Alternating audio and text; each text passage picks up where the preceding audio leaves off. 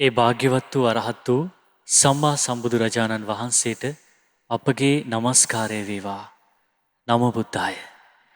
පින්වත් ඔබ අදත් මේ සම්බන්ධ වෙන්නේ අසිරිමත් සම්බුදු සිතක අසිරිය. ඒ අපගේ පුණ්‍යවන්ත මහා සංඝරුවනෙන් ඒ භාග්‍යවත් බුදුරජාණන් වහන්සේගේ අසහාය අනුත්තර වූ ගුණ සමුදායන් අසා දැනගනිමින් අපේ ජීවිතයට අවශ්‍ය උතුම් වූ පින්දහම් රැස් කරගනිමින් උතුම් වූ කුසල සම්පත්තිය මතු කරගන්නේ කෙසේද කියන කාරණය මහා සංඝරුවනෙන් අසා දැනගනිමින් උතුම් වූ දහම් අවවාදයන් ලබා ගැනීම වෙනුවෙන් ඒ වෙනුවෙන් අදත් වැඩම කරන්නට යෙදුණු අපගේ පූජනීය මහා සංඝරුවනට පළමු කොටම අපගේ নমස්කාරය වේවා. සාදු සාදු සාදු. දහම් සාකච්ඡා වෙනුවෙන් අද දවසේ බැතිබර විකාශන දායකත්වයේ දරන්නේ මහ කුඹුක්කව රත්මල් ගහවැව පදිංචිව සිට 2019 ඔක්තෝබර් මාස 24 වන දින මිය පරලොව ගිය ප්‍රසාද් ලක්නුවන් නිශ්ශංක පුතණුවන්ට පින් අනුමෝදන් කිරීම පිණිස කේ පත්මලතා මෑණියන් ඒ වගේම අනුරසිරි නිශ්ශංක පියාණන් නිලානි වීරසිංහ බිරිඳ ඒ වගේම නිර්මලා ලක්මාලි සහෝදරිය ඒ වගේම දිනේෂ් කුමාර බෑණනුවන් යන පින්වත් සියලු දෙනා එකතු වෙලා අද දවසේ සම්බුදු සිතක අසිරිය දහම් සාකච්ඡා වෙනුවෙන් බැතිබර විකාශන දායකත්වයේ දරන්නේ අදත් මහා සංඝරුවනට අපි දෙපා නැමද ආරාධනා කරමු උතුම් වූ දහම් සාකච්ඡාව ආරම්භනට. සාදු සාදු සාදු. නමෝ බුද්ධාය. සියලු දෙනාටම තෙරුවන් සරණයි. නමෝ තස්ස භගවතෝ අරහතෝ සම්මා සම්බුද්දස්ස. සාදු සාදු සාදු. කඩුවෙල මහමෙවුනා භාවනා අසපුවේ සුපිහිටි සිරිපා විහාරයේ සුගන්ධ කුටියේ වැඩ සිටින සියලු ධාතුන් වහන්සේලාට අප සියලු දෙනාගේම নমස්කාරය වේවා. සාදු සාදු සාදු. පරම පූජනීය කල්යාණ මිත්‍ර ගුරු දේවෝත්තම පින්වත් ලොකු ස්වාමීන් වහන්සේට නිදුක් නිරෝගී සුවපත් භාවයේ චිරජීවනයේ සැලසේවා.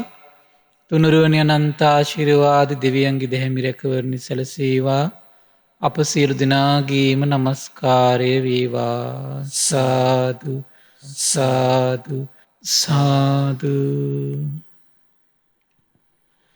ශ්‍රද්ධාවන්ත පින්වත්නි, පින්වත් මහත්මයා, අපි කතා කරමින් හිටියේ බුදුරජාණන් වහන්සේගේ සුවිශේෂී වූ ඥානයන් 10ක් වන දසබල ඥානයන් සම්බන්ධව. ඒ දසබල ඥාන අතුරින් සුවිශේෂී බුදුරජාණන් වහන්සේට හැකියාවක් තියෙනවා මේ ඒ සත්වයා රැස් කරගත්තු කයින් වචනෙන් මනසින් රැස් කරපු කර්මයට අනුව ඒ සත්වයා ඒ තැන්වල විපාක මේ විඳින අයුරු ඒ අයුරින්ම දැකීමේ හැකියාව භාග්‍යවතුන් වහන්සේට තියෙනවා. එහෙමයි. යථාර්ථයක් විදියටම දකින්න පුළුවන්. යථාර්ථයක් කියලා කියන්නේ යම් සත්වයක යම් ක්‍රියාවක් කළ යම් විපාකයක් විඳිනවා බුදු නෙතට යොමු වෙනවද? ඒක තමයි මේ ලෝකේ සත්‍ය. එයින් බැහැරව නෙවෙයි ඒක සිද්ධ වෙන්නේ. ඒ මුල් කරගෙනමයි ඒක සිද්ධ වෙන්නේ. අපි කර්මය පිළිබඳ විශාල දහම් කරුණු ගොඩක් අපි භාග්‍යවතුන් වහන්සේගේ ආශ්චර්ය අద్භූත අවබෝධය ගැන සිත පහන් කර ගැනීම පිණිස එක පැත්තකින්, තව පැත්තකින් අපිට අපි රැස් කරගන්න පව ගැන අපේ හිතවල පවට ලැජ්ජාවක් බයක් උපදව ගැනීම පිණිස, තව පැත්තකින් පින් රැස් වෙන කුසල සිතිවිලි සම්බන්ධව අපේ හිතේ පහන් සිතක් උපදවාගෙන ඒ දේවල් නැවත නැවත තවදුරටත් අපේ ජීවිතය දියුණු කර ගැනීම පිණිස තමයි මේ දහම් කරුණු ඉවහල් වෙන්නේ. ඒතර අද දවසෙත් හරි ලස්සන බුදුරජාණන් වහන්සේගේ දේශනා කරුණක් තියෙනවා. හරි ආශ්චර්යයි මේ කම්ම නිදාන කියන සූත්‍රය. ඒතර භාග්‍යවතුන් වහන්සේ මේ පින්වත්නි හරි ආශ්චර්යයි අවබෝධ කරනවා. ඒතර මේ විපාක විඳීම පිණිස සකස් වෙන චේතනාවක් ඇද්ද? ඒ චේතනාවත් උපදින්නේ අපේ හිතේම තියෙන යම් හේතුවක් නිසා. තව අයුරකින් දකින්න හරි ආශ්චර්යයි ඒක. භාග්‍යතුන් වහන්සේ දකින්න මහණනි මේ ප්‍රාණඝාතය කියන කාරණාව තුන් ආකාරයකට සිද්ධ වෙනවා කියනවා. දැන් අපි කෙනෙක් මරනවා නම් ඒ අපිට කෙනෙක් මරන්න හිතෙන්නේ කරුණු තුනක් මුල් වෙලා. එහෙමයි. පළවෙනි එක තමයි ලෝභයෙන් හිත වැළඳගත්තාමත් සතුන් මරන්න පෙළඹෙනවා කියනවා. එහෙමයි. ද්වේෂයෙන් වැළඳගත්තට පස්සෙත් සතුන් මරන්න පෙළඹෙනවා කියනවා. මෝහයෙන් හිත වැළඳගත්තට පස්සෙත් සතුන් මරන්න පෙළඹෙනවා කියනවා. එහෙනම් මේ කෙනෙක්ගේ ජීවිතයේ සත්ව ඝාතනය කියන දේ සිදු වෙන්නේ එන හිත ඇතුළෙම තියෙන තවත් කරුණු තුනක් මුල් වෙලා. කුමක්ද? ලෝභය, එක්ක දේශය, එක්ක මෝහය. එතකොට බාහිර ලෝකේ දේවල් වලට, ඒ කියන්නේ එහෙන් දකින ලෝකයට බලවත් විදියට අපේ හිතේ ආසාව ඇති වුණොත් ඒ දේ ධාර්මික වුණ කෙනෙක් උත්සාහ කරනව ගන්න. හදිසියෙන් හිතමු බැරි වුණා කියලා. ඊට පස්සේ අධාර්මිකව තමයි පෙළඹෙන්නේ ඊට පස්සේ. සමහරට ඒ දේ ලබා ගැනීම පිණිස කෙනෙක් මරන්න හිතුනොත් මොකද වෙන්නේ? ඒ කෙනා මරනවා. අන්න බලන්න ලෝභය ඇති වුණා. ලෝභයෙන් ඊළඟට යොමු කළේ කොමකටද? ජීවිත ඝාතනයකට. සත්ත්ව ඝාතනයට. එහෙම නැත්නම් සමහර අවස්ථාවල හිත ද්වේෂයෙන් යට වෙනවා. අපි කියන්නේ හදිසි කෝපය නිසා ඒක සිද්ධ වුණා කියලා කියන්නේ. එහෙමයි. සමහර අවස්ථාවලදී ඒක සිද්ධ වෙන්නේ ද්වේෂයෙන් යට වෙලා. ද්වේෂයෙන් යට වෙනවා, හිත කුපිත වෙනවා. උන් හිටි තැන් අමතක වෙනවා. අතේ තිබිච්ච දේෙන් ගහනවා. එහෙම සිද්ධ වෙනවනේ. ඉතින් බලන්න මේ ද්වේෂය නිසාත් කායික දුස්චරිතෙට හිත පිහිටනවා. සත්ව ඝාතනයට හිත පෙළඹෙනවා. අනිත් එක මෝහය. ඉතින් මේ මෝහයෙන් වැළඳගත්ත සිතේ හරි පුදුම භයානකයි ඒක. මොකද හිතේ මේ බැලූ බැල්මට පේනවා. ඒක ලෝභය වැඩ කරන්නේත් නෑ යාට. දේශය වැඩ කරන්නේත් නෑ. තියෙන්නේ මුලාව. සමහරට වැරදි අදහස් තුල සමාදම් වෙලා ඉන්නවා. අද ඒක ලෝකේ හරියට තියෙන දෙයක් ඒක. ඒ භාග්‍යතුන් වහන්සේ කාලෙත් තිබ්බ ඒක. එතකොට මිනිස්සු යාග කරනවා කෝටි ගණන් සත්තු මරනවා. සත්තු මරලා බලාපොරොත්තු වෙනවා කුමක්ද? සැපය. එහෙමයි. සත්තු මරලා සැපයක් බලාපොරොත්තු වෙනවා. හරි පුදුමයි. එතකොට බුදුරජාණන් වහන්සේ දකිනවා දැන් සමහර අද යුගය ගත්තොත් එහෙම දැන් සමහර ආගම්වල තියෙනවා මේ විදියට අන්‍යාගමිකයෝ මැරියොත් එහෙම ඒ අයට මේ දිවි ලෝක ගිහිල්ලා මෙච්චර කන්‍යාව ලැබෙනවා. එහෙමයි සර්. එහෙම දෘෂ්ටි හදාගත්ත කට්ටිය. ඒතර මෝහය නිසා. ඒතර බලන්න මේ ලෝභයෙන් හිත යටවීමත් අපට කොතරම් අයහපත පිණිස පවතිනවාද? විනා ස්වාමීන් වහන්සේ ඒ වගේ මතයක අර ස්වාමීන් වහන්සේ පෙර පැහැදිලි කරපු කරුණ වගේ මතයක දැඩිව බැසගත්තොත් ඒක සසරට එනවා නේ. සසරට එනවා. දීර්ඝව ගමන් කරනවා. අනිවාර්යයෙන්ම. එතකොට ද්වේෂයෙන් යට වෙනකොට, මෝහයෙන් යට වෙනකොට එහෙනම් හරි පුදුමයි. එතකොට මේ අපේ කායික අසංවරය කියන එක පොළඹවන්නේ මේ අනාත්ම වැඩපිළිවෙලක් වල සිද්ධ වෙන්නේ. අනාත්ම මොකද ආධ්‍යාත්මයේ තියෙන ලෝභය ඇවිස්සිච්ච ගමන්ම කයින් මොන වැරද්ද කරයිද දන්නේ. එහෙමයි. වචනේ මොන වැරද්ද කරයිද දන්නේ. මනසින් මොන වැරද්දකට පොළඹවයිද දන්නේ. දේශයෙන් හිත වැළඳගත්ත ගමන් ඒ වෙලාව තමයි සිහිය පිටව ගන්න ඕන වෙලාව. මෝහෙන් හිත වැළඳගච්ච වෙලාවේ හිත හරි සිහි කල්පනාවෙන් ඉන්න ඕන වෙලාව. ඇයි කොයි වෙලාවේ අපේ ජීවිත අකුසලයකට තල්ලු කරලා දායිද කියන දන්නේ. වැරදි දෙයකට පොළඹවන්න පුළුවන්. පොළඹවන්නේ කුමක් විසින්ද? අකුසලයේ විසින්. අකුසලයෙන් අයහපත් දේවල් වලට පොළඹවද්දී බුදුරජාණන් වහන්සේ දකින්න හරි ආශ්චර්ය ශ්‍රද්ධාව නම් වූ කුසලය අකුසලයෙන් වළක්වනවා. වීරිය නම් වූ කුසලය අකුසලයෙන් වළක්වනවා. සිහිය නම් වූ කුසලය අකුසලයෙන් වළක්වනවා. සමාධිය නම් වූ කුසලය අකුසලයෙන් බැහැර කරනවා. ප්‍රඥාව නම් වූ කුසලය අකුසලයෙන් බැහැර කරනවා. ආශ්චර්යයි. එතන මේ ධර්ම ශ්‍රවණය වෙනකොට කෙනෙකුගේ හිත ඇතුලේ මේ කුසල් තමයි උපදින්නේ.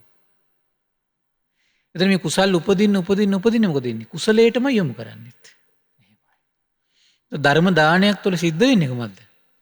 මනුෂ්‍ය වර්ගයාගේ, දෙවියාගේ, සත්වයාගේ ශ්‍රද්ධාවෙන් හිත වැළඳ ගන්නකොට අකුසලයෙන් ඒක නම් බැහැර වෙනවා. අකුසලයෙන් බැහැර වෙනවා කියන්නේ ඒ අය දුගති ගමනින් නිදහස් වෙනවා. එහෙමයි. ධර්ම දානයක ආශ්චර්යය. තමන් එහෙනම් ඒක දුගති ගමනින් ඈත් වෙනවා කියන්නේ දුකෙන් නිදහස් වෙනවා. දුකින් ඈතර කරවන්නේ යම් ප්‍රමාණයකට නේද? සතර පා දුක කියලා කියන්නේ. ඒතර ඔය විදිහට ශ්‍රද්ධාව බලවත් වෙන ජරා ව්‍යාධි මරණ ශෝක පරිදේව සියලු දුක් වලින් ඈතර කරවනවා. එහෙනම් අපි දෙව් මිනිස් ලෝකයට ආදරේ නම් අනුකම්පා නම් දයාවන්ත නම් අපි කළ යුතු දේ කුමක්ද එහෙනම්? කළ යුතු දේ තමයි ඒකෙනාගේ හිතවල ශ්‍රද්ධාව උපදින එක. වීරිය සති සමාධි ප්‍රඥාව උදව් කර ඇති කරගන්න උපකාර කරන එක.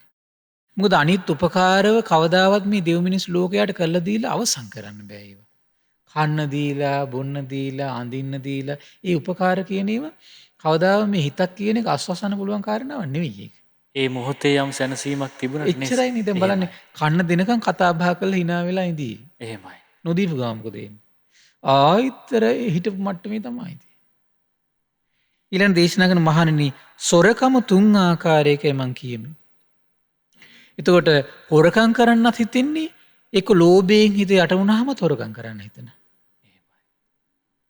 සමහරවිට ද්වේෂයෙන් හිත යට වුණාම හොරකම් කරන්න හිතෙන. සමහර විට මෝහයෙන් හිත යට වුණාම හොරකම් කරන්න හිතෙන. ඒතර බලන්න අධික යම් කිසි දෙයකට අධික ආශාව ඇති වුණාට පස්සේ ඉස්සෙල්ල බලනවා තමන්ට ධාර්මිකව ගන්න පුළුවන්ද කියලා. දැන් සමහර අයගේ හිතවල බලවත් හරි පුදුමයි. ඒ ලෝභය ඇති වෙච්ච ගමන් හොර සිතුවිලි පහල කරනවා. මේක ගනින් කියලා. එහෙමයි. ඒ හිතේ ස්වභාවය ඒක. ලෝභයේ ස්වභාවය. ද්වේෂයෙන් යට වුණාට පස්සේ මොකද වෙන්නේ? දැන් සමහර අය ඉන්නවා ද්වේෂයෙන් යට වුණාට පස්සේ පරිගැනීම පිණිස හොරකම් කරනවා.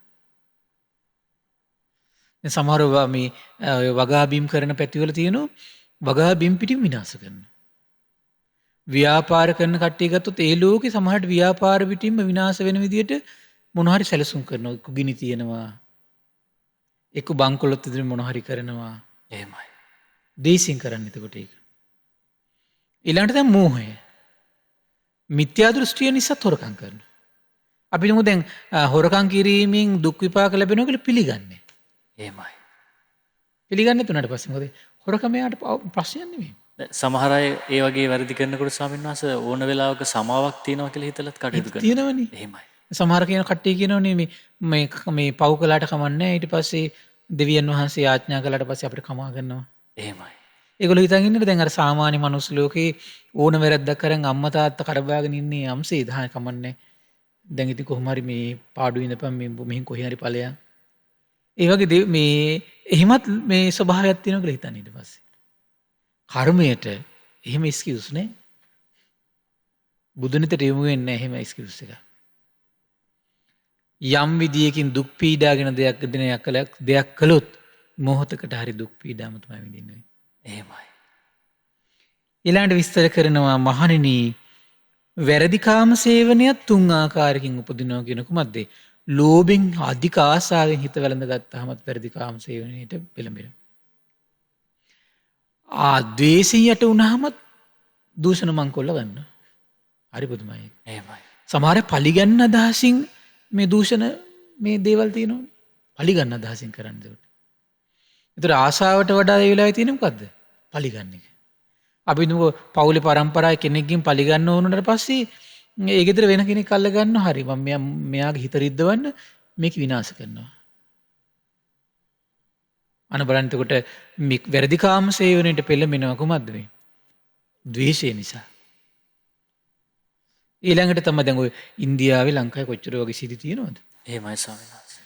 දැන් මේ පලි ගන්න කියලා ඉස්සෙල්ල කරන්නේ කොහොමද? මොන ළමෙක් හොරගම් කරනවා. ඊට පස්සේ අපි හිතපු අයුරින් ඊට පස්සේ දෙන්නේ නැහැ. කප්පන් දෙන්නේ නැහැ. ඊට පස්සේ පලි ගන්න අදහසින් සමහරට දූෂණය කරනවා. සමහරට එහෙම බැරෙන මරලම දානවා. එහෙම ලෝකේ ආරංචිලා නැද්ද? කොච්චර තියෙනවද? හරි පුදුමයි ඒක. බලන්න මේ හිතක් තුළ උපදින ලෝභය කොතරම් අපි විනාශ කරනවද? ද්වේෂය අපි කොච්චර වනසනවද? මෝහය අපි කොච්චර වනසනවද? ඒ වගේම ස්වාමීන් වහන්සේ කොච්චර අසීමත් මේ භාග්‍යතුන් වහන්සේ මේ කරුණු ටික බෙදලා වෙන් කරන හැටි. හරි ආශ්චර්යයනේ. දැන් බලන්න සිහිය තියෙන නුවණ තියෙන වීරියවන්ත කෙනෙකුට තමන්ගේ හිත ගැන අවධානයෙන් ඉඳලා මේ හිත පරිස්සම් කරගන්න උතර කොච්චර මහන්සි ගන්නවදනේ. එහෙමයි. දැන් මේ බුදුරජාණන් වහන්සේගේ අවබෝධය ගැන යම් කෙනෙකුට සැදැහැසිතක් ඇති වුණොත් එයා මුලින්ම පරිස්සම් කරන්න හදන තැන තමයි කොහොමද? ලෝකයේද තමන්ගේ හිතද? තමන්ගේ හිත. එහෙමයි. තම තමන්ගේ සිත් පරිස්සම් කරනකොට ලෝකෙට හානියක් වෙන්නේ නැහැ නේ කෙනාගේ. ස්වාමීන් වහන්සේ භාග්‍යතුන් වහන්සේගේ ශ්‍රාවකයෝ මේ සමාජය කොච්චර හිතකර චරිතද නේ අන්න ස්වාමීන් හරි ආශ්චර්යයි. වහන්සේ. එහෙමයි. ඊට පස්සේ විස්තර කරනවා මේ මෝහය නිසාත් පෙරදි කාමසේ වෙන හැසිරෙනවා කියන. එහෙමයි. කියන මිත්‍යා දෘෂ්ටියක් වෙන් හිත වැළඳ ගත්තට පස්සේ කර්ම විපාක පිළිගන්නේ නැහැ. එහෙමයි. දැන් අද සමහර ආගම්වල තියෙනවා ඒගොල්ලන් නීත්‍යානුකූලවම ලැබිලා තියෙනවා බාල වයස්කාර දැරියන් අපයෝජනය කරන්න. ප්‍රශ්නයක් නැහැ ඒගොල්ලන්ට. එහෙමයි.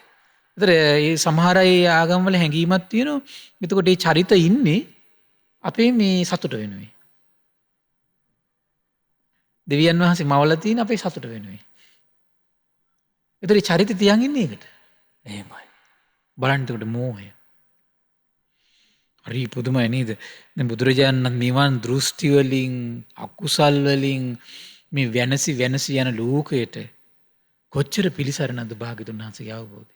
එහෙමයි. ප්‍රඥාවන්ත ශ්‍රාවකයා මේ කරුණ මැති කෙනෙකුගේ ජීවිතේ තමන්ගේ හිත රැකගෙන ලෝකිත රකින්න වැඩපිළිවෙලේ බැස ගැනීම පිණිස. ඊළඟ දේශනා කරන මහණෙනි බොරු කීම තුන් ආකාරයකයි කියමි. මොකද්ද? බොරුව කියනවා ලෝභයෙන් යට වුණාමත් ඒදී සමහර ඒදී අතහැර ගන්න බෑ. ඒකට බොරු කියනවා. එහෙමයි. සමහර ද්වේෂය නිසා බොරු කියනවා. දේශයෙන් යට වුණාට පස්සේ මොකද වෙන්නේ? සමහරට බලනවා දැන් දේශයෙන් යට වුණාට පස්සේ අරයා බොරුව කියලා රවට්ටලා ඒකින් දුකට පීඩාවට පත් කරන්න කල්පනා කරනවා. දේශයෙන් යට වුණාට පස්සේ. සමහර අය බොරු කියනවා මෝහය නිසා. සමහර අය හිතනවා එතකොට දෙවියන් වහන්සේ වෙනුවෙන් බොරුව කිව්වට කමන්නේ නැහැ. ඊට පස්සේ සමහර කට්ටිය අදහසක් තියෙනවා තියෙන මිනිහගෙන් හොරකම් කළාට කමන්නේ නැහැ. තියෙන මිනිහට බොරු කියලා වංචා කරලා ගත්තට කමන්නේ නැහැ.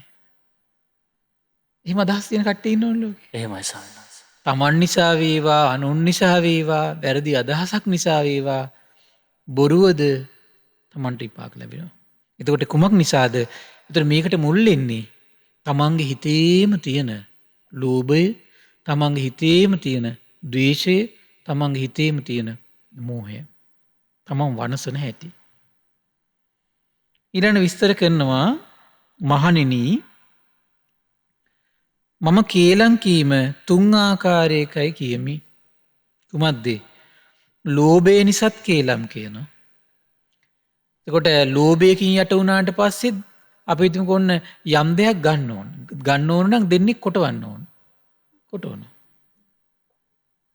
සමහර ද්වේෂයෙන් යට වුණාට පස්සේ කේලම් කියනවා. අපි හිතමු එක්කෙනෙක් ගැන ගැටීමෙන් ඉන්නවා. අපි හිතමු ඒ කෙනා හිතවත් තව කෙනෙක් ඉන්නවා. එහෙමයි. එතකොට අරයට රිද්දන්න ඕන නම් මොකද කරන්නේ? අනිත් එක්කෙනාට කේලම් කියලා මෙයාගෙන් ඈත් කරනවා. එතකොට බලන්න මේ පුදුම දෙයක් මේක. ද්වේෂය නිසා. ඊළඟ මෝහය නිසාත් කේලම් කියනවා. විපාක පිළිගන්නේ. හිතනව තමන්ගේ ජාතිය රැක්ගන්න අනිත් අය බිඳෙව්වට කමන්නේ.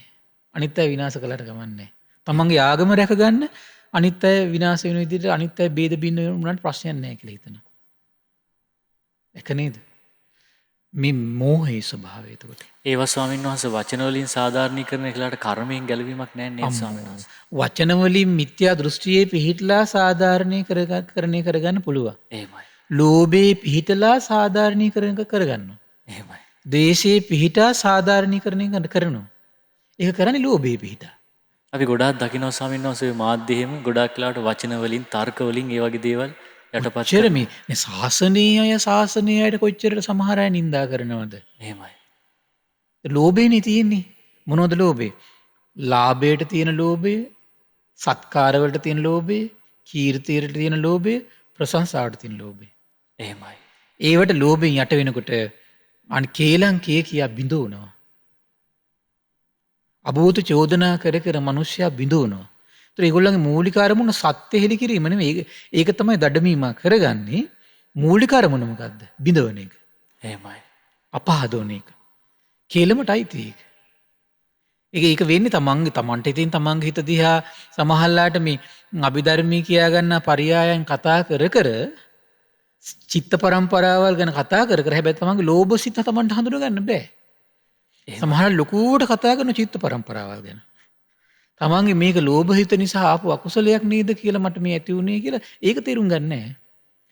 දේශ හිතක් නේද දැන් මට ඇති වෙලා තියෙන්නේ, මට මෝහ සිතක් නේද ඇති වෙලා තියෙන්නේ. සතිපට්ඨානේ මේ සිත් ගැන ප්‍රධාන වශයෙන් කතා කරන භාග්‍යතුන් වහන්සේ. එහෙමයි. එතකොට මේ මුලෙලා ශ්‍රද්ධාවක් උපදින්නේ නැහැ. ප්‍රඥාවක් උපදින්නේ නැහැ. සංවර වෙන්නේ නැහැ. ඒක තමයි කියන්නේ මිත්‍යා දෘෂ්ටිය. නින්දා කිරීම, ලෝභය. හරි පුදුමයි මේ පාපී දේවල්. ඊළඟට විස්තර කරනවා මහණෙනි, දරුණු වචන කීම තුන් ආකාරයකයි කියනවා. ලෝභයෙන් මුල් වෙලා දරුණු වචන කියනවා. අපි හිතමුකෝ දැන් යම් කිසි දෙයකට බලවත් ලෝභයක් තියෙනවා, ආසාවක් තියෙනවා. ඒතර ඒ ආසාව සහිත දේ තව කෙනෙකුට ඔන්න හිමි වෙන්න හදනවා. නින්දා කරනවා. තේරුණානේ? පරුස වචන කියනවා. එහෙමයි. ඔය සමහර අවස්ථාවල මම දැක්කා මේ දැන් මට මතක ඊපෙද්දර මොකක්ද අර මේ රුරජිනි තරකදී කිරුලත් ඇවිල්ලා ගලවගත්ත ප්‍රසිද්ධ මේ වේදිකාවක ඇවිල්ලා එහෙමයි. දැක්ක නේද මේ? සමහරලාට තමන්ගේ හිතවත් කෙනාට ලැබෙන්නේ නැහැ, වෙන කෙනෙකුට ලැබෙනවා. ඒතර මේ ලෝභය නිසා, මේ ද්වේෂය නිසා මොකද වෙන්නේ? සමහරට අනිත් එක්කෙනාට හානි කරනවා. පරුස වචන කියනවා. අභූත චෝදනා කරනවා. කේලම් කියනවා. බලන්න. ස්වාමීන් වහන්සේ බුදුරජාණන් වහන්සේ වැඩ හිටපු කාලයට වඩා මේ වර්තමාන කාලයේ මානසික පිරිහීම ස්වාමීන් වහන්සේ මේ මොන වගේ සාමාන්‍ය මේ යුගයේ හැටි මේක. එහෙමයි. ඒක අපි ඇත්තටම ප්‍රධාන වශයෙන් තේරුම් ගන්න ඕන කාරණයක්. දැන් බුදු නෙතට පේනවනේ අනාගතයේ මේ වයස අවුරුදු 10ට අඩු වෙලා කෙලස් විශේෂයෙන් දැන් අද වගේ යුගයක මේ ආයුෂ වර්ණ සැප බලවල ප්‍රධාන පරිහාරණයකට එන්නේ මිත්‍යා දෘෂ්ටිය හිතවල බලවත් වෙනවා. ඒ වගේම ස්වාමීන් දැන් අපේ යහළු මිත්‍රයෝ ඉන්නවා බොහෝ වෙලාවට කෙටි කාලයක් වුණත් අසපුවලට සම්බන්ධ වෙලා පන්සලට සම්බන්ධ වෙලා අපිත් එක්ක කටයුතු කරනවා. නමුත් බොහෝම ටික කාලයයි ස්වාමීන් වහන්සේ අය ගැටෙනවා. අන්න හරි. ඒකට හේතුව තියෙනවා. එහෙමයි. ඒතර මොකද තමයි දැන් අද වගේ යුගයක බලවත්ම දේ තමයි මිත්‍යා දෘෂ්ටිය. මේ ඕනම කෙනෙකුගේ හිතවල මිත්‍යා දෘෂ්ටිය බලවත්. ඒ කියන්නේ හරි දේ කිව්වම හරි අදහසට පහදිනවට වඩා අපිට මොකද හරි අදහස තුල කවුරු හරි කෙනෙක් හේතු කරගෙන ඇවිල්ලා සමාදම් වෙලා ඉන්නවා කියලා. එහෙමයි. දැන් උන් අවුරුදු 5 ඉන්නවා. ඊට පස්සේ වැරදි අදහසක් කියලා දවස් 2යි 3යි මාසෙයි අර ටික ඉවරයි. ඒ කියන්නේ හරි අදහස තුල කෙනෙක්ගේ පෙළඹවීම මත පවා හිටියාට ඒ හරි අදහස බැසගන්නේ නැහැ. ඒ කියන්නේ සම්මාදිට්ඨිය හිතේ බැසගන්නේ මිත්‍යා දෘෂ්ටි බලවත් නිසා. එහෙමයි. මිත්‍යා දෘෂ්ටි බලවත්. අද වගේ යුගවල තියෙන විශේෂම කාරණේ ඕක තමයි. හරි අදහසේ බැසගන්න බැරි වෙච්ච ගමන්ම මොකද මේ දෘෂ්ටි පිරිහීම අනිත් සියලු පිරිහීම් වලට හේතු වෙනවා. ඒ විශ්වාසෙම නැති වෙලා යනවනේ ඊට පස්සේ. එහෙමයි. ඊට පස්සේ බලාගෙන ගියාන් ඊට පස්සේ කෙනෙකු පින්කම් කර ඉඳලා හරියන්නේ නැහැ. මේ නිවන් දකින්න මෙහෙමයි කියව ගම ඔය කතාව ඇති. මේ මහමෙවුනාවේ වැඩපිළිවෙල හෙලා දකින්න තරුණ ළමයෙකුට. අවුරුදු 5ක් 6ක් හිටපු කෙනා එකපාරට වෙනස් වෙනවා. වෙනස් වෙනවා. එහෙමයි. ඊට පස්සේ සමහර කට්ටිය කියනවා දැන් මේ මහමෙවුනාව සංකීර්ණයි දැන් හරියන්නේ නැහැ නිවන් දකින්න බෑ එතන. එහෙමයි. මාර්ගෙ හැසිරෙන්න බෑ. එතකොට ඒ කට්ටියට ප්‍රධාන තර්ජනයක් වෙලා තියෙන්නේ කොහොමද? බාහිර ලෝකෙ බිල්ඩිමක් දැක ගමන් ඒගොල්ලන්ට තර්ජනයක් වෙලා ඒක. ඒක භාග්‍යතුන් වහන්සේ උදෙසා හදපු දෙයක් විදියට පේන්නේ නැහැ යාට. එහෙමයි. තේරුණා නේද? ධර්මයේ උදෙසා කරපු දෙයක් විදියට පේන්නේ නැහැ. ශ්‍රාවක සංඝරත්නයේ උදෙසා නේ මෙච්චර දේවල් හැදෙනවනේ කියලා හිත පහදින පැත්තට යන්නේ නැහැ. ඒක එතකොට එයා වැරදි දෘෂ්ටියකට හදාගන්න. අද ගොඩාක් තියෙන්නේ ඔක තමයි. අද ධර්මයේ කතා කරලත් එහෙනම් ගොඩක් අයගේ හිතවල තියෙන්නේ වැරදි අදහස් තමයි බැටි. සූත්‍ර දේශනාවක් ගත්තත් ඒකේ කන පිට කර පෙරලගෙන තමයි කතා කරන්නේ. එහෙමයි. නැත්නම් බලන්න ගොඩාක් තියෙන්නේ එහෙමයි. සූත්‍ර දේශනාවක් කතා කරලත් ඒක කන පිට පෙරලගෙන තියෙන්නේ. දැන් කාලාම සූත්‍රය ගත්තොත් මේක පුදුම විදියට අද සමාජගත වෙලා තියෙන වැරදි විදියට ඒක. එහෙමයි. ඒ වගේ බොහෝ දේශනා එහෙම තියෙනවා ඒක. එහෙම කරගෙන මේ දේවල් දඩමීමා කරගෙන අර තමනුත් විනාශ වෙලා තමන්ගේ දෘෂ්ටි සම්පත්තියෙන් නැති කරගෙන ඒක ප්‍රධානම කාරණේ තමයි මිත්‍යා දෘෂ්ටිය මේ වගේ යුගවල බලවත්. මේක හොඳට තේරුම් ගන්න පුළුවන් මේ චක්කවර්ති සීහනාද සූත්‍රයේ අන්තිමට දේශනා කරගෙන යද්දි භාගතුන් දේශනා කරනවා ඉස්සල සතුන් මැරීම ලෝකේ ඇති වෙනවා. ඊට පස්සේ ආයුෂ ටිකක් අඩු වෙනවා. ඊට පස්සේ හොරකම තවත් ආයුෂ අඩු වෙනවා. ওই විදිහට 80000 ඉඳලා මේක ටික ටික අඩු වෙවි යනවා කියනවා. ඊට පස්සේ බලවත් වෙන අකුසලයේ ගැන කියද්දි කියන්නේ මිත්‍යා දෘෂ්ටිය. ඒක දැන් තියෙන මිත්‍යා දෘෂ්ටිය බලවත්කම තියෙන. එහෙමයි. ඒතර මිත්‍යා දෘෂ්ටිය බලවත් කාලවලට වැරදි අදහසක් පොඩ්ඩක් සමාජගත ගත වෙච්ච ගමන්ම ඒක හිත පිහිටන ගතිය වැඩි. ඒක අද යුගයේ සාමාන්‍ය දෙයක් ඉතින් ඕක. ඕක මට නම් මහා ලොකු විශ්මයක් නෑ ඇත්තටම. නමුත් අපි අර අපි නික පොඩ්ඩක්වත් කරුණු කියා හිටියොත් එහෙම අර නිවැරදි වෙන්න පුළුවන් කෙනා පවා නිවැරදි වෙන්නේ නැහනේ. එහෙමයි. ඒතර අපි ඒ නිසා නැවත සෑම වැඩසටහනකටම වගේ පොඩ්ඩක් හරි මොන හරි දෙයක් අපි කරුණක් සිහිපත් කරන මේ සම්බන්ධයෙන්. මොකද මේ සත්පුරුෂය අසත්පුරුෂය වුණත් වෙන් කරන්නේ මේ සම්මාදිට්ඨියේ යම් මේ බලපෑමක් තියෙනවා යාට. එහෙමයි. සද්ධර්මයේ අසද්ධර්මයේ වෙන් කරගන්නත් එයාට සම්මාදිට්ඨිය බලපෑමක් තියෙනවාමයි. ඊළඟට තමන් හිතන පතන දේවල් වුණත් වෙනස් කරගන්නේ සම්මාදිට්ඨිය බලපෑමක් තියෙනවා ඒකට. තමන් අහන හරි අදහස තුළ ඉඳලා අවුරුදු ගාණක් වැරදි අදහස පොඩ්ඩක් ආපු ගමන් ඒක වැළඳගන්නෙම මිත්‍යා දෘෂ්ටියේ තියෙන බලපෑම.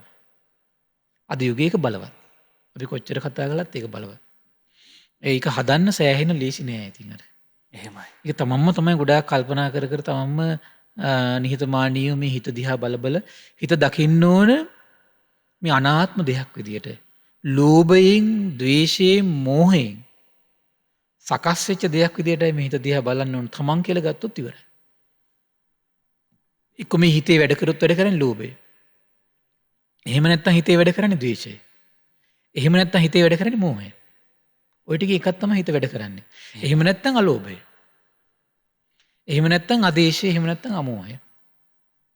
ඒතර ඔක්කොටම බලපාන බලවත් දෙයක් තමයි මෝහය. දැන් ඔය නීවරණ ගැන කියද්දිත් විස්තර වෙන හරි ලස්සනයි. මේ මෝහය ගැන කියද්දි කෙලින්ම කියන්නේ මේ අයෝනිසෝ මනසිකාරයට. ලෝභය ගැන කියද්දි කියන්නේ එතකොට මේ සුබ නිමිත්තයි අයෝනිසෝ මනසිකාරය. සුබ නිමිත්තක් ඇද්ද අයෝනිසෝ මනසිකාරය වැඩ කරනකොට තමයි ලෝභෙට මේ රුකුලක් ලැබෙන්නේ. එහෙමයි. එතකොට පටිඝ නිමිත්තයි අයෝනිසෝ මනසිකාරය එනකොට තමයි මේ ද්වේෂය වැඩි වැඩි යන්නේ. මෝහය ගැන කියද්දිම කියන අයෝනිසෝ මනසිකාරය. එතකොට එහෙනම් මෝහය ගැන කතා කරද්දී අයෝනිසෝ මනසිකාරය නම් මේකට මූලික හේතුව බවට පත් වෙන්නේ. එහෙනම් සුබ නිමිත්තට අයෝනිසෝ මනසිකාරය එකතු වුණා කියන්නේම කුමක්ද එකතු වෙලා තියෙන්නේ? මෝහය. ඒක නේද? එතකොට පටිඝ නිමිත්තට අයෝනිසෝ මනසිකාරය එකතු වෙද්දී නම් ද්වේෂය හටගන්නේ අයෝනිසෝ මනසිකාරය කියන්නේ කොහොමද? මෝහයත් එක්ක තියෙන එකක් එතකොට. එතකොට ඔක්කොම බලවත් වෙලා යන එකක් එක්කද? මෝහෙත් එක්ක. මෝහය කියන්නේ පුදුම හානියක්. ඒකට සෑහෙන ඉතින් රැකවරණේ තියෙන්නේ මේ සම්මා දිට්ඨියම හිතේ බලවත් වෙන විදියට තමයි සිහි කල්පනාවෙන් ඉඳලා හිතට හැමතිස්සෙම සම්මා දිට්ඨියෙන් තෙද ගන්නන්න ඕන. ඒකට ගොඩාක් උපකාර වෙනවා අපි පරම පූජනීය මිහිඳු මහරහතන් වහන්සේ පින්වත්නි ලංකාවට වැඩම කළා දේශනා පරියායක් විමානවත් ප්‍රීතවත්. මං හිතුනේ ඒක අවුරුදු ගාණක් පරිශීලනය කරන්න ඕන කෙනෙක්. එක දිගට සැදැහැසිතී. එහෙමයි. නොකඩවා දිනපතා පරිශීලනය කරන්න ඕනයක් ඒක. මොකද ඒ තුළ තියෙන තනිකරම පින් කරන එකේ විපාක. ඒතර නැවත නැවත අපි කියෝ හිත හිතා ඉන්නකොට හිතේ එතකොට අර පිනට තියෙන විපාක ගැන පහදින පටන් ගන්න විශ්වාසයක් ඇති වෙනවා. එහෙමයි. සම්මා දිට්ඨිය තමයි වඩන්නේ අපි එතකොට. ඒතර පවේ විපාක තියෙනවා. ඒතර ඒක ගැන නිතර මානසිකාරය වෙන්න මේ එතකොට මේ අර පවේ තියෙන පවට බය උපදින්න පටන් ගන්නවා. අතන පිනට කැමැත්ත ඇති වෙනවා. ඒකත් එක තමයි සම්මා දිට්ඨියට අනුග්‍රහ සැලසෙන්නේ. අධියෝගී විශේෂයෙන්ම නැවත දිනපතා කරන්න ඕන එකක් ඒක. ඒ වගේ දේශනාවන් විශේෂයෙන්ම කියවන්න ඕන. සාමාන්‍ය හොඳට බලන කියවන්න ගත්තොත් එimhe කියවන්න හිත දෙන්නේ. ලස්සන සොඳුරු කතා වගේ තියෙන්නේ. නමුත් කියවන්න හිත දෙන්නේ නැත්තම් තේරුම් ගන්න ඕන කොහොමද? සමහර අයට ඉන්න ඔය වගේ බණ අහන්න බෑ. හිත පිහිටන්නේ. සතුටක් නැහැ. ඒකට හේතුව ඇයි? ඒ කියන්නේ සම්මා දිට්ඨියට හිතකර දේවල් හිතේ අඩුයි කියන එකයි. සම්මා දිට්ඨියට හිතකර දේවල් හිතේ අඩුයි. ඒ අඩු නිසා තමයි හිත පිහිටන්නේ නැත්තේ. ඒකයි. ඊළඟට දේශනා කරන බුදුරජාණන් වහන්සේ නිසරු දේ කීම මේ හිස් වචන කියන එක. හිස් වචන කියන එක තියෙන්නේ ලෝභයත් එක්ක. ලෝභේනොත් හිස් වචන උපදිනවා. එහෙමයි. දැන් බලන්න බල තණ්හාව ආපු ගමන් ඕන තැනක ඕන මේ දේවල් කතා කර ඔහේ ඉන්න ඕනේ කට්ටිය. ද්වේෂය නිසා හිස් වචන කියනවා කියලා. සමහරවිට අපේ හිතට මේ තරහක් ආවට පස්සේ ගෙවල් වල සමහරවිට නිකන් උදේ හවස ඔහේ කෑ ගහ ඉන්න කට්ටිය ඉන්නෝ නිකන්. කියෝ ඉන්න කට්ටිය ඉන්නවා. ද්වේෂයත් එක්ක. මෝහය නිසා හිස් වචන කතා කරනවා. ඒතර මෝහයත් එක්කම තියෙන තනිකර අයෝනිසෝ මනසිකාරේ. ඒතර ඒත් එක්කම වැඩ කරන්නේ මිත්‍යා දෘෂ්ටිය. ඒතර හිස් වචන වලින් තමයි දැන් සාමාන්‍ය බටහිර යුරෝප රටවල් ගත්තොත් මිනිස්සු ඉතින් ඕමනේ කතා වෙන්නේ. ඔහේ තැන් වල මම දැකලා තියෙනවා දැන් අපි පාරවල් වල යද්දි ඔය කොෆි මේ කැෆේ සෙන්ටර්ස් තියෙනවා. ඒ තැන්වල මිනිස්සු තේ එකක් බිබී කොයි වෙලාවෙත් මොනවා හරි කකා කයිය. හරි පුදුමයි එතකොට මිනිස්සුන්ගේ ලෝක. ස්වාමීන් වහන්සේ මේ වචනේ සංවර කරන්න පුළුවන් කියලා එකක්වත් එයා දන්නේ නැහැ නේ. නෑ. මේ වචනය කියන්නේ සංවර කළ යුතු එකක් සංවර කරන්න පුළුවන් එකක් ඒ අදහසක්වත් ඔළුවට එන්නේ නැහැ. මේක සංවර කරොත් එහෙම යහපතක් වෙනවා ගණන් ගන්නෑ. හරි පුදුමයි ඒක. ඊළඟ දේශනා කරන මහන්නේ අන් සතු දෙයට ආසාව ඇතිවීමත් ලෝභය මුල්ලා ඇති වෙනවා කියනවා. අන් සතු දෙයට ආසාව ද්වේෂය නිසාත් ඇති වෙනවා කියනවා. එහෙමයි. අන් සතු දෙයට ආසාව මෝහය නිසාත් ඇති වෙනවා කියනවා. දැන් අනු සතු දෙයක් තමන් සතු කරගන්න මේකට කියන අවිජ්ජා කියන වචනේ පාවිච්චි කරන්නේ. අනුන් සතු දෙයක් තමන් සතු කරගන්න ලෝභයෙන් යට වුණාමත් අනු සතු දෙයක් තමන් හතු කරගන්න හිතෙනවා. එහෙමයි. සමහරවිට ද්වේෂයෙන් යට වුණාට පස්සෙත් මොකද වෙන්නේ? චැලෙන්ජ් එකක් විදියට බාර ගන්නවා මං එහෙනම් ඔක අරගෙනම තමයි පස්සේ බලන්නේ. එහෙම සිද්ධ නැද්ද සමහරලාට? සමහර තරුණ දරුවෝ ඉන්නෝ මොන ගෙවල් වලින් මොනවා හරි අඩත් තේට්ටමක් වුණොත් එහෙම සමහරලාට දෙමව්පියන්ගේ හිත රිද්දන තරහින්ම මොනවා හරි දෙයක් ගෙදරට ගේනවා සමහර විට. එහෙමයි. එහෙම වෙච්ච අවස්ථා නැද්ද? තරුණ ළමයි සමහරට. සමහර ගෑල් ළමයිත් එහෙම කරනවා. පිරිමි ළමයිත් කරනවා සමහර විට. සමහර දෙමව්පියන්ගේ හිත රිද්දන්නේ. සමහරට අපි තුන ගෑල් ළමයෙකුයි පිරිමි ළමයෙකුයි යාළුලා ඉන්නවා. සමහරට ගෑල් ළමයෙක් ගෙදරින් බයිනවා. තරහ වැඩිකමට අර ගෑල් ළමයා හොරෙන් උස්සගෙන යනවා. තරහින් කරන්නේ ඒක. ආන් ඒ වගේ සිද්ධි තියෙනවා. ඊළඟට තමයි මෝහය නිසාත් අනුන් සතු දේවල් සමන් සතු කරගන්න කල්පනා කරනවා. ඒතර කර්මඵල විශ්වාසයක් නැත්තම් ඒතර සමහර ආගම් වල පවා තියෙනෝනේ අන්‍ය ආගම් මෙහෙම විනාශ කරන්න ඕන. ඒතර මේ විදිහට මෙහෙමයි කියලා. එතකොට අනුන් සතු දේවල් වනසන්න මේ තමන් සතු කරගන්න කල්පනා කරනවා. ගාණක් නැහැ ඒගොල්ලන්ට. ඊළඟ දේශනා කරන දේශයත් තුන් ආකාරයයි කියමු. අධික සමහර දේවල් වලට ලෝභයෙන් යට වෙනකොට හොඳට බලන්න ඕන හිත දිහා. යම් දෙයකට හිත ලෝභයෙන් යට වෙනකොට ඒ දේ වෙන කෙනෙක් ඇසුරු කරපු ගමන් මොකද තරහින් යට වෙනවා ඊට පස්සේ. හරි පුදුමයි ඒක. ඊළඟට දේශයෙන් යට වීම නිසා දේශය උපදිනවා. අනිසත් මෙතන දේශය කියලා කියන්නේ අනිසත්ත්වය විනාශ කරන්න කල්පනාව. එහෙමයි. අපි කෙනෙක් ගැන එක්ක ගැටෙනවා. ගැටීම නිසාත් කෙනෙක් විනාශ කරන්න කල්පනා කරනවා. ලෝභයෙන් යට වුණාමත් කෙනෙක් විනාශ කරන්න කල්පනා කරනවා. සමහරට යම් දෙයකට ලෝභසිත ඇති වෙනවා. ඒ දේ ලබා ගන්න තව කෙනෙක් සමහරලාට වනසන්න කල්පනා කරනවා ඊට පස්සේ. එහෙමයි. හරි පුදුමයි ඒක. ඊළඟ දේශනා කරන මෝහය නිසාත් කෙනෙක් වනසන්න කල්පනා කරනවා කියනවා. දැන් ඒවා ඉතින් අද වර්තමානයේ හරියට තියෙනවා. මුලාව නිසා මේ විදියට විනාශ කළොත් මේ විදියට ලැබෙනවා කියනවා. එතකොට වනසන්න කල්පනා කරනවා. ඊළඟ දේශනා කරනවා වැරදි දෘෂ්ටිය තුන් ආකාරයකින් පවතිනවා කියනවා. ලෝභය නිසා අධික ලෝභයෙන් යට වුණාම දෙන්න හිතෙන්නේ නැහැ.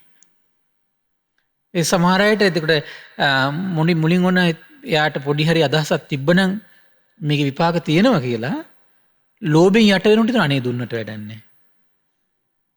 ඊට වඩා හොඳයි නැති බැරි කෙනෙකුට දුන්නා කියලා ලැබෙන්නේ කාට හරි අපි හිතමුකෝ මේ සංඝයාට දෙන්න නම් සංඝයාට දෙන්න අවස්ථාව හිතනවා නැති බැරි කෙනෙකුට දුන්නා හොඳයි කියලා. එහෙමයි. නැති බැරි කෙනෙකුට දෙන්න අවස්ථාව හම්බුනනම් ඒ වෙලාවට ලෝභය යට වුණා හිතනවා ඊට වඩා හොඳ සංඝයාට දුන්නා හොඳයි. කරුණු නොදැන ගැනීම කොච්චර විනාශයක්ද? හරි පුදුමයි ඒක. එහෙමයි. ඊළඟට ද්වේෂයෙන් යට වුණාට පස්සෙත් මිත්‍යා දෘෂ්ටියට යනවා. සමහරවිට ද්වේෂයෙන් හිත යට වෙන්න යම් දෙයක මේ විපාක පිළිගන්නේ නැහැ එතකොට. දේශයෙන් යට වෙලා තියෙන වෙලාවට හිත විපාක පිළිගන්නේ නැහැ. එහෙමයි. හරි පුදුමයි එතකොට. අකුසලයේ කුසලයේ දෙකක් වැඩ කරන්නේ නැහැ නේ හිත ඇතුලේ. දෙකකින් එකයි වැඩ කරන්නේ. අධික දේශයෙන් යට වෙච්ච වෙලාවට අපි හිතමුකෝ ඔන්න ඒ වෙලාවට අපි මේ දෙයක් දෙන්න හිතනවා. නමුත් දේශයෙන් යට වෙච්ච නිසා දෙන්නේ නැහැ. සමහර ලොකු පිනක් කරගන්න තියෙන අවස්ථාවක් දෙන්නේ නැහැ සමහර විට. එහෙමයි.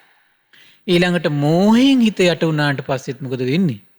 මෝහයෙන් හිත යට වුණාට පස්සෙත් මේ මිත්‍යා දෘෂ්ටිය බැස ගන්නවා කියන මුලාව. අවබෝධය නැතිකම. එහෙමයි. හරි පුදුමයි මේක. මෙසේ මහන්නේ ලෝභය යනු පාප කර්මයන්ගේ හේතුවේ සම්භවයයි කියන අන්න ලස්සන කාරණාව. හිත ඇතුලේ උපදින ලෝභය පින්වත්නි පාප කර්මයන්ගේ හට ගැනීම සිද්ධ වෙන්නේ එහෙනම් කොමකින්ද? හිතේම පවතින ලෝභය විසින්. එන ලෝභය දුරු වුණා නම් ප්‍රශ්න ටික ඉවරයිනේ. එහෙමයි. පාපී දේවල් ඔක්කොම බැහැර වෙලා යනවා. ඊළඟ දේශනම් දේශය යනු පාප කර්මයන්ගේ හේතුවේ සම්භවයයි පින්වත් මහන්නේ. එහෙනම් ද්වේෂයෙන් යට වුණාට පස්සේ මොකද වෙන්නේ? පාපී දේවල් උපදිනවා. ඊළඟ දේශන මෝහය යනු පාප කර්මයන්ගේ හේතුවේ සම්භවයයි කියනවා. මෝහය යට වුණාට පස්සේ මොකද වෙන්නේ? හිත පාපයට බර වෙනවා. එහෙනම් මේ පාපී දේවල් හිතේ හරි, කයින් හරි, වචනින් හරි මොහොතකට හරි උපදින්නේ එක්කෝ ලෝභයෙන් හිත යට වෙච්ච මොහොතක, එක්කෝ ද්වේෂයෙන් හිත යට වෙච්ච මොහොතක, එක්ක මෝහයෙන් හිත යට වෙච්ච මොහොතක. ඒකයි බුදුරජාණන් වහන්සේ කාලෙදී සසරේ බොහෝ කලක් දැන් මේ ලෝභ දේශ මෝහ කියන ඒවා සංසිඳවලා කය වචනේ দমনය කරගෙන ආපු පිරිසක් ඉන්නේ. උදේ සසරේ බොහෝ කලක් පුරුදු වෙලා තියෙනවා මේක. එහෙමයි. උදේ බුදුරජාණන් වහන්සේගේ බුදු නෙතට පේන මෙයාගේ ලෝභයේ තියෙන අල්ප වශයෙන්. ද්වේෂයේ තියෙන්නේ අල්ප වශයෙන්. මෝහයේ තියෙන්නේ අල්ප වශයෙන් තියෙන බව පේනවා. පෙන්න මොකද කරන්නේ? මේ පින්වත් භික්ෂුව ඔබ මෙහෙම හිතන්න කියන. සමහරලාට එයාගේ ලෝභය විතරයි පොඩ්ඩක් ප්‍රකට. අනිත් ඒවා ප්‍රකට නැහැ. ඒතර එයාගේ ලෝභය දුරු වෙන විදිහට යා මානසිකාරයක් දෙනවා. මේ සමහරලාට එළි වෙනකොට ඒක දුරු කරගන්න. සමහර අයගේ දේශේ පොඩ්ඩක් බලව තියෙනවා. ඒතර එයාට මේ භාවනාව විතරයි දෙන්නේ. පින්වත් භික්ෂුව ඔබ මෙහෙම හිතන්න. මේ කියන ඊට පස්සේ භික්ෂුන් වහන්සේ ඒක හිතන මෛත්‍රී වැඩන දෙයක්. අර කෙටියෙන් ධර්ම කාරණා අන්න කිව්වම විස්තර වශයෙන් ධම්මපදී ගාථාවෙන් දැන් කට්ටිය හිතනෝනේ කොහොමද මේ ධම්මපදී ගාථාවකින් රහතුන් බිහුනේ කියලා. එහෙමයි. එතකොට ඒ ඇයිට ප්‍රමාණවත් වේ. කුමක්ද? ලෝභය බොහෝ කලක් සසරේ තුනී කළා. ද්වේෂය බොහෝ කලක් සසරේ තුනී කළා. එහෙමයි. මෝහය බොහෝ කලක් සසරේ තුනී කළා. දැන් ඒක මේ වගේ.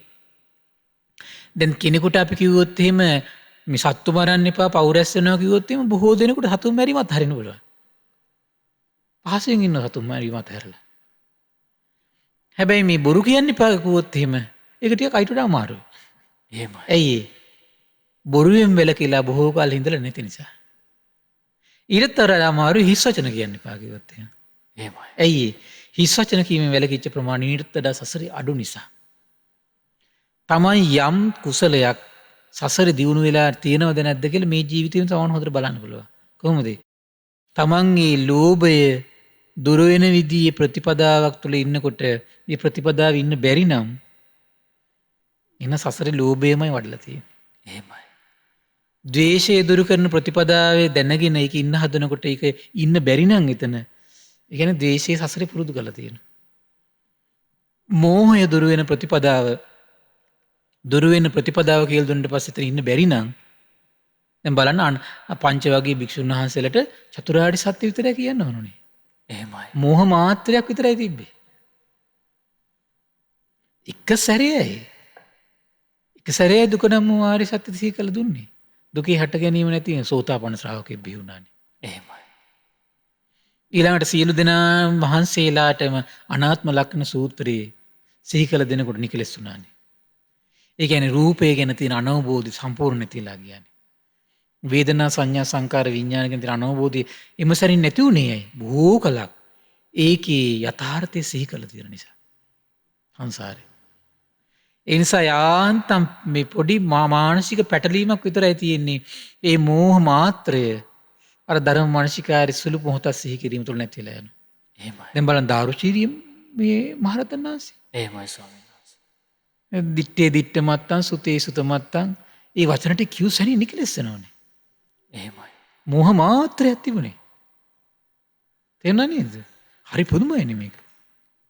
ඊළඟ බලන්නකො මේ අඟුලිමාලයන් ඔබ නවතින මාත් නැවතිලා ඉන්න කියන වචනේ ඇහිද්දිම නැගිටනේ.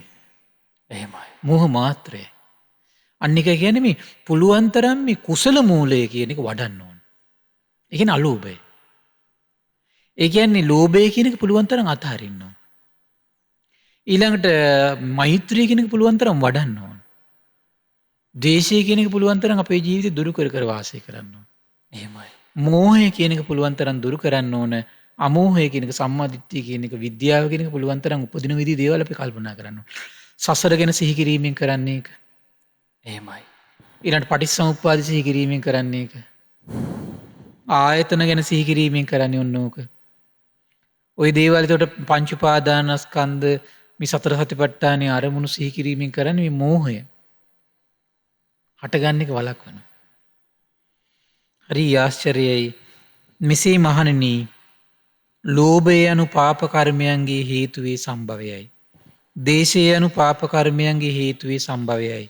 මෝහය යනු පාප කර්මයන්ගේ හේතුවේ සම්භවයයි. ලෝභය ක්ෂය වීමෙන් පාප කර්මයේ හේතු නැති වී යයි කියන. දේශය ක්ෂය වීමෙන් පාප කර්මයෙන් හේතු නැති වී යයි කියන. මෝහය ක්ෂය වීමෙන් පාප කර්මයේ හේතු නැති වී යයි කියන. හරි ආශ්චර්යයි. ඒකයි භාග්‍යවතුන් දේශනා කළේ දැන් අසුභ ගැන විස්තර කළ සතර සතිපට්ඨානයේ අන්තිමට තියෙන කුමක්ද? සියලු උපාදානයන්ගෙන් නිදහස් වෙනවා කියන. හරි පුදුමයි. ඒක නවසීවතික සිහි කිරීමෙන්ම සියලු මේ හිතේ තියෙන අකුසලයන්ගෙන් නිදහස් වෙලා යනවා කියන. එක අකුසලයක් තුනී වෙන්න අනිත් අකුසලුත් ප්‍රකට වෙනවා හිතට. එහෙමයි. අනිත් අකුසල් ප්‍රකට වෙන්න ඒව දුරු කිරීමේ මානසික හැකියාව ඒ උත්තමයට උපදිනවා.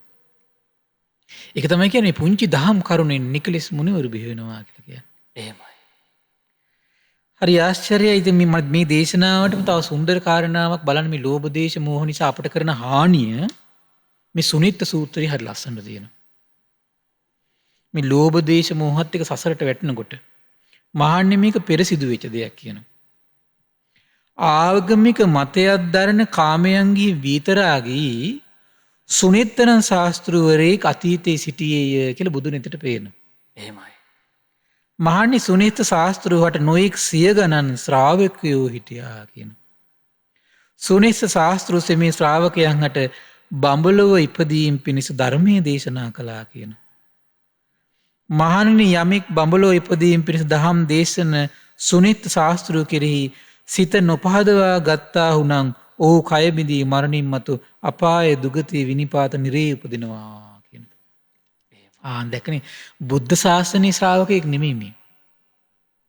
ආර්ය ශ්‍රාවකයට තමයි එතකොට මේ පෘථග්ජන භූමි ඉක්මවා ගියා කියන වචනේ පාවිච්චි කරන්නේ. එහෙමයි. එතන දැන් මේ ශාස්ත්‍රවරයා පවා පෘථග්ජනයි. පෘථග්ජන සමාධිය දියුණු කළා. එහෙමයි. බඹලෝ යන ප්‍රතිපදාව දියුණු කළා. හැබැයි තාම පෘථග්ජනයි. එහෙම කෙනා ගැන පවා එහෙම උත්තමයා ගැන පවා හිත යම් කෙනෙක් අපහදවා ගත්තොත් කය බිඳී මරණින් මතු කොහෙද යන්නේ? අපාය දුකතිය විනිපාත නිරේ යයි නම් බුද්ධ ශාසනයේ ශ්‍රාවකයෝ ගැන හිත අපහදව ගත්තු කට්ටියට කොහොමද? හිත අපහදව ගත්තු කට්ටියට කොහොමද? හිත අපහදවන කට්ටියට කෙසේද? නින්දා කර කර ඉන්න කට්ටියට. මේක බරපතල කාරණයක් නිසා. බරපතල කාරණාවක් ඒක. එහෙමයි. යමෙක් මහන්නේ බඹලෝ ඉපදීම් පිණිස දහම් දෙසන සුනිත් ශාස්ත්‍රය කෙරෙහි සිත පහදවා ගත්තා වුණං ඔහු පවා කය බිඳී මරණින් මතු සුගති සංඛ්‍යාත ස්වර්ග ලෝකයේ උපදිනවා කියන. යම් කෙනෙක් හිත අපහදව ගත්තා නම් අපහදව ගත්ත ඔක්කොම නිරේ. එවන් පෘථග්ජන ආරි භූමියටපත් නොවෙච්ච නමුත් බඹලොව ගියපු ඒ උත්තමය පවාගෙන යම් කෙනෙක් හිත පහදව ගත්තා නම් සියලු දෙනා සුගති. එහෙමයි. සියලු දෙනා සුගති. මහන්නේ මේක පෙර සිදු වූ දෙයක් කියනවා. තව ආගමික මතයක් දරන කාමයන්ගේ විතරාගී මුගපක්කන ශාස්ත්‍රවරයෙක් සිටියා කියනවා. ඒ උත්තමය ගැන ඔය විදිහේ ලස්සන විස්තරය තියෙන ඔය විදිහටම. එහෙමයි. මහන්නේ මේක පෙර සිදු වූ දෙයක් කියලා ඊළඟට කියන කාමයන්ගේ විතරාගී අරණේමින ශාස්ත්‍රවරයෙක් සිටියා කියනවා. ඒ විතරක් නෙවෙයි මහන්නේ මේක පෙර සිදු වුණු දෙයක් ආගමික මතයක් දරන කාමයන්ගේ විතරාහි කුද්දාලක නම් ශාස්ත්‍රවරයෙක් සිටියේය. තවත් විස්තර කරන ආගමික මතයක් දරන කාමයන්ගේ විතරාගී හත්තිපාලන ශාස්ත්‍රවරයෙක් සිටියේය. මහන්නේ මේක පෙර සිදු වූ දෙයක් කියන ආගමික මතයක් දරන කාමයන්ගේ විතරාගී ජෝතිපාලන ශාස්ත්‍රවරයෙක් සිටියේය. මහන්නේ මේක පෙර සිදු වූ දෙයක් කියන ආගමික මතයක් දරන කාමයන්ගේ විතරාගී අරකනම් ශාස්ත්‍රවරයෙක් සිටියේය. මේ සියලු ශාස්ත්‍රුන් වහන්සේලා කාමයන්ගෙන් විතරාගී. එහෙමයි. එන සමාධියක් උපදවගෙන ඉන්නේ. එහෙමයි. ඒ ශාස්තෘන් වහන්සේලා සියලු දෙනාටම 100,000 ගණන් ශ්‍රාවකයෝ ඒ කාලවල ඉඳලා තියෙනවා. එහෙමයි. ඒ සියලු ශාස්තෘන් වහන්සේලා බඹලෝ ඉපදීම පිණිස අනුශාසනා කළා තියෙනවා. ඒ ශ්‍රාවකයන්ට. එතකොට ඒ අරක ශාස්තෘන් වහන්සේ බව කයබෙදී මරණින් මතු බඹලෝ ගියා කියනවා. ඒ අනිත් සියලු ශාස්තෘවරු. හැබැයි පෘථග්ජනයි. යම් කෙනෙක් ඔය ශාස්තෘන් වහන්සේලා ගැන පවා හිතා පහදව ගත්තද අපහදව ගත්තු සියලු දෙනා නිරේ ගියා කියනවා. අම්බෝ මම මේ කල්පනා කළා මේ භික්ෂූන් වහන්සේලාට නිඳා කරන අයට කොහොම ඇද්ද? එහෙමයි. දැන් සමහර අයගේ මූලික අරමුණට වෙලා තියෙනනේ මහමෙවුනා වට්ටන්න. එහෙමයි. එහෙම ප්‍රතිඥා දෙන කට්ටිය නමාද ඉස්සරහට ඇවිල්ලා. අපේ එක මිලක්කේ මහමෙවුනා වට්ටන්න මොන සිතක්ද මේ? කොච්චර දුෂ්ට පවිටු අදම සිද්ධ මේ. දැන් මේ සිත්වලින් ඒ අයට කරන හානිය ඒ විතරක් නෙවෙයි ඒ පව අනිත් අයට බෙදනකොට ඒවට එකතු කරන තරුණ සමාජය, වැඩිහිටි සමාජය, ඒතර ඒගේ හිත්වලට මේ දෙන පව ඒ වගේ පෘථග්ජන කාමයන්ගෙන් විතරාගී බඹලෝ ගියපු ශාස්ත්‍රූවරේ ගැන පවා හිතා පදවගෙන ඉරේ ගියා නම් ඒතර මේ සම්බුද්ධ ශාසනයේ ශ්‍රාවකෙක් ගැන හිතා පදවගත්තු කවර කතාවද? ඊළඟට තමයි දේශනා කරනවා හිත පහදවාගත්තු සියලු දෙනා සුගතිය ගියා කියන. එහෙමයි. එහෙනම් මේ පෘථග්ජන කාමයන්ගෙන් විතරාගී කෙනෙක් ගැන හිත පහදවගෙනත් සුගතිය ගියා නම් එහෙනම් මේ බුද්ධ ශාසනයේ භික්ෂුවක් ගැන හිත පහදව ගන්න සියලු දෙනාට කවර ඉරණමන්ද? එහෙමයි. ඒතර මේ ඊඩ අවකාශ නේද මේ විනාශ කරන්නේ මේ අද වර්තමානයේ. මහන්නී කුමක්ද හිතෙන්නේ කියනවා යමෙක් ආගමික මතයක් පැවසූ කාමයන්ගෙන් බීතරාගී වූ නොයෙක් සිය ගණන් පිරිවරු ශ්‍රාවක සංඝයා සහිත මේ ශාස්ත්‍රවරු සද්දනා කෙරෙහි දූෂිත සිත් ඇතිව ආක්‍රෝෂ කරයි නම් පරිභව කරයි නම් ඒ තැනැත්තා බොහෝ පව් රැස් කරන්නේද කියලා අහනවා ඉසේ ස්වාමීනි කියන. ඒ නිරේ යනවා නම් කොච්චර පව් රැස් වෙන්න ඕනද? එහෙමයි.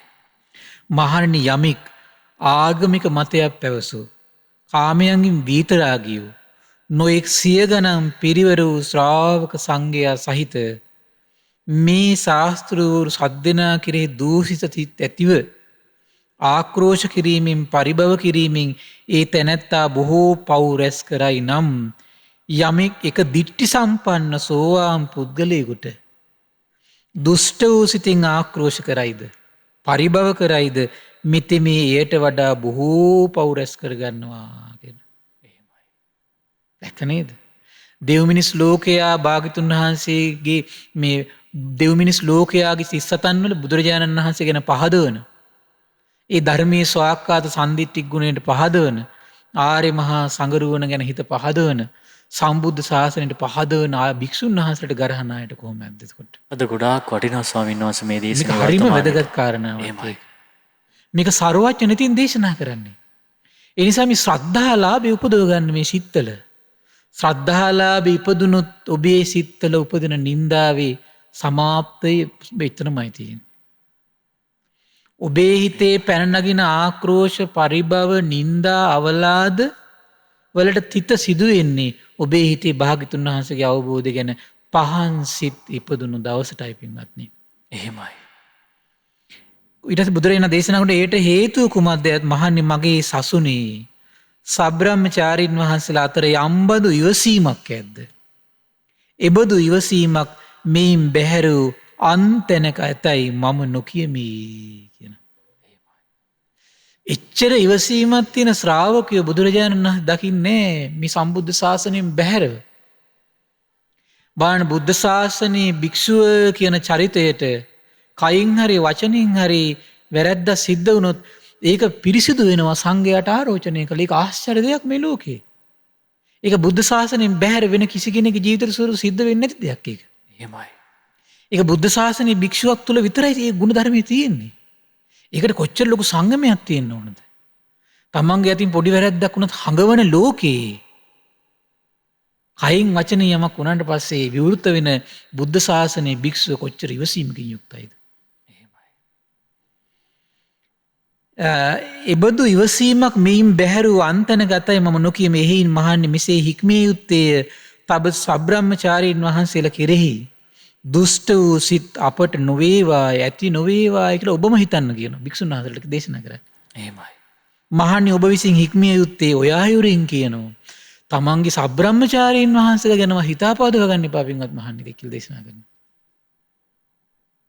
ඒක තමන්ගේ තම සබ්‍රාහ්මචාරීන් වහන්සේලා ගැන හිපවා හිතාපාදව ගැනීම බොහෝ කලක් අයහපත පිණිස සිදුවෙන බව සර්වඥ නිතින් දැක දෙව් මිනිස් ලෝකයට දේශනා කරනවා. ඒ නිසා පින්වත්නි මේ උතුම් කාරණේ පිළිබඳ ඔබේ සිත් සතන් තුළ ශ්‍රද්ධාලාභයම උපදීවා. සාදු සාදු සාදු. සියලු දෙනාට තෙරුවන් සරණයි. නමෝ බුද්ධාය. සම්බුදු සිතක අසිරිය දහම් වැඩසටහනේ උතුම් වූ පුණ්‍යානුමෝදනාව සිදු කරන්නට අපි මහා සංඝරුවන්ට දෙපා නැමද ආරාධනා කරමු. පින්වත්නි අද දින සම්බුදු සිතක අසිරිය ධර්ම සාකච්ඡාව සඳහා අනුග්‍රහය දරන්නේ මහ කුඹුක්වැව රත්මල් ගහවැව පදිංචිව සිට 2019 ඔක්තෝබර් මාස 24 වන දින මිය පරලෝකීය ප්‍රසාද් ලක්නුවන් නිශ්ශංක පින්බර පුතණුවන්ට පින් අනුමෝදන් කිරීම පිණිස පින්වත් කේ පද්මලතා මෑණියන්, අනුරසිරි නිශ්ශංක පියාණන්, නිලානී වීරසිංහ බිරිඳ, නිර්මලා ලක්මාලි සහෝදරිය සහ දිනේෂ් කුමාර බෑණනුවන් ඒක රාශි වෙලා තමයි අද දවසේ මේ උදාර පින්කම සිද්ධ කරන්නේ. ඉතින් මේ රැස්තුණු උදාර පුණ්‍ය සම්පත්තිය ගටිකාර බ්‍රහ්මරාජයා, සහම්පති බ්‍රහ්මරාජය, සනන් කුමාර බ්‍රහ්මරාජය මේ පින් අනුමෝදන් වේවා. සක් දෙවිඳුන්, විස්කන් දෙව්පුතු, විරෝධ විරූපාක්ෂ වෛශ්‍රණ දතරාෂ්ට සතරවරන් රජදරුවන්, ඒ වගේම සෙම්පත් දෙවිවරු, ඒ වගේම සුමන සමන් දිව්‍ය රාජයා, ආලවක දෙවියන්, ජනවසඹ දෙවියන් මේ පින් අනුමෝදන් වේවා. සම්බුදු සසුන සුරකින සියලු දෙවිවරු, ශ්‍රී මහා බෝරජාණන් වහන්සේලා, ධාතුන් වහන්සේලා සුරකින සියලු දෙවිවරු මේ පින් අනුමෝදන් වේවා. ඒ වගේම ඉෂ්ඨකාමී දෙවිවරු, මේ පින්බිම ආරක්ෂා කරන සියලු දෙවිවරු මේ පින් අනුමෝදන් වේවා. ආයුෂයෙන් වරණයෙන් සැපයෙන් බලයෙන් වැඩේවා. දෙවියන්ගේ දැහැමි රැකවරණයේ පරම පූජනීය ගුරු දේවයන් වහන්සේ ඇතුළු මහා සංඝරුවනට සලසා දෙත්වා. දෙවියෝද උතුම් ධර්මය අවබෝධ කරගනිත්වා කියලා සාදු කියලා පින් අනුමෝදන් කරන්න. ඒ වගේම රැස්වුණු උදාර පුණ්‍ය සම්පත්තිය පරම පූජනීය මේ ධම්මග විවර කළ දුන්නු ගුරු දේවයන් වහන්සේට, මහා සංඝරත්නයට මේ පින් අනුමෝදන් වේවා. ශ්‍රද්ධා මාධ්‍යාලයේ අනුශාසක අලුදෙණියේ සුබෝධිනායක ස්වාමීන් වහන්සේට මේ පින් අනුමෝදන් වේවා. ඒ වගේම අනගාരികා මෑණිවරුන්ට, උපාසක දරුවන්ට මේ පින් අනුමෝදන් වේවා. නිදුක් වේවා, නිරෝගී වේවා, සුවපත් වේවා, සුවපත් වේවා. ධර්ම අවබෝධයෙන් සැනසෙන්නට මේ පුණ්‍ය සම්පත්තිය එකසේ හේතු වාසනා වේවා කියලා සාදු කියලා පින් අනුමෝදන් කරන්න. ඒ වගේම රැස්වුණු උදාර පුණ්‍ය සම්පත්තිය හදිසියේ හෘදයාබාධයකින් මිය පරලෝකීය ප්‍රසාද් ලක්නුවන් පින්බර පුතණුවන්ට මේ පින් අනුමෝදන් වේවා.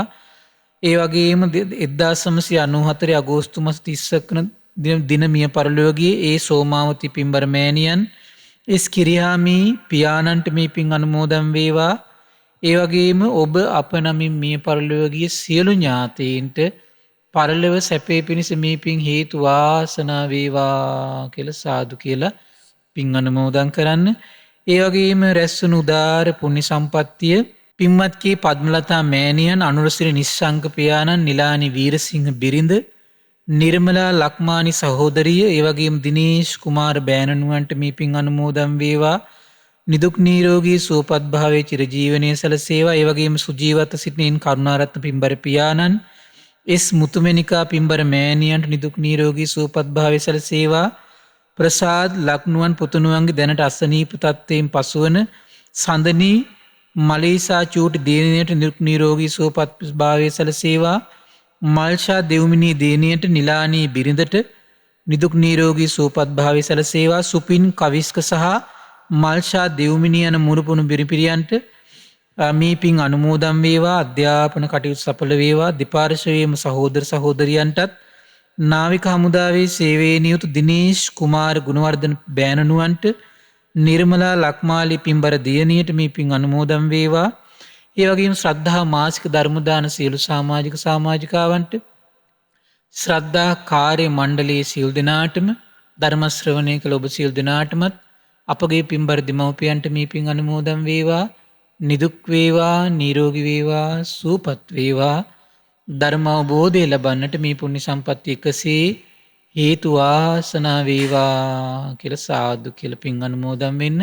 සියලු දෙනාටම තෙරුවන් සරණයි. නමෝ බුද්ධාය. අප සරණ ගිය ඒ භාග්‍යවත් වූ අරහත් වූ සම්මා සම්බුදුරජාණන් වහන්සේගේ ඒ මහා කාරුණිකයන්න් වහන්සේගේ සම්බුදු සිතේ හටගත් උතුම් වූ ධර්මය අපට කියලා දෙන්නට වැඩමවන්ට දුණු මහා සංඝරුවනට අපි පුණ්‍යානුමෝදනා කරමු. අපගේ පින්වත් ස්වාමින් වහන්සේ නිදුක් වේවා, නිරෝගී වේවා, සුවපත් වේවා. සුවසේ උතුම් වූ චතුරාර්ය සත්‍ය ධර්මයන් අවබෝධ කරගනිත්වා. සාදු සාදු සාදු.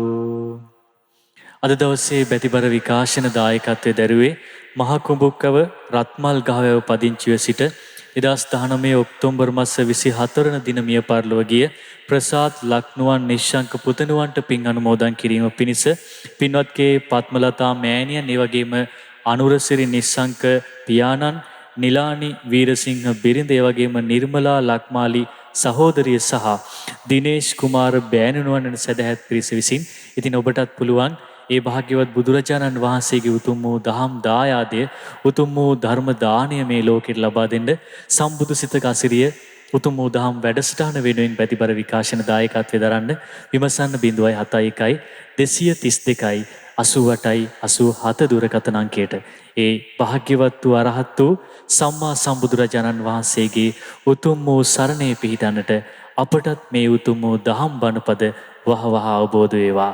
ඒ භාග්‍යවත් වූ අරහත් වූ සම්මා සම්බුදුරජාණන් වහන්සේට අපගේ নমස්කාරය වේවා. නමෝ බුද්ධාය. මෙවැනි වටිනා ධර්මදේශනා ශ්‍රවණය කිරීමට ශ්‍රද්ධා ඩේලි YouTube චැනලය සබ්ස්ක්‍රයිබ් කරන්න.